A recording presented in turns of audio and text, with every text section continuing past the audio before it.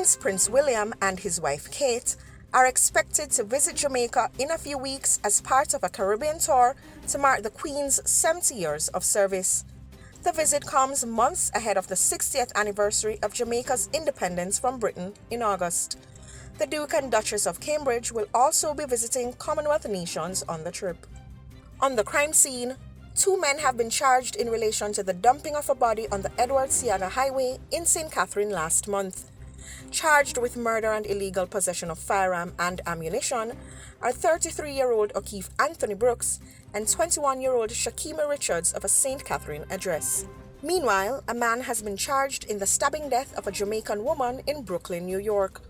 According to the police, 50-year-old Dorothy Clark Rosier was walking to work on Sunday when she was attacked by the suspect. Anthony Wilson has since been charged with murder and criminal possession in relation to the incident. And the St. Elizabeth police are investigating another suspected case of suicide involving a man at his home in the Lilith community on Monday. Reports are that 38-year-old Mark Francis was found hanging from a tree in his yard. And in entertainment, Shenseea has distanced herself from talks of her becoming the Caribbean's next Rihanna. In an interview posted to MTV's official Twitter page on the weekend, the artiste said that while she's flattered by the comparisons, she has something different to bring to the music industry.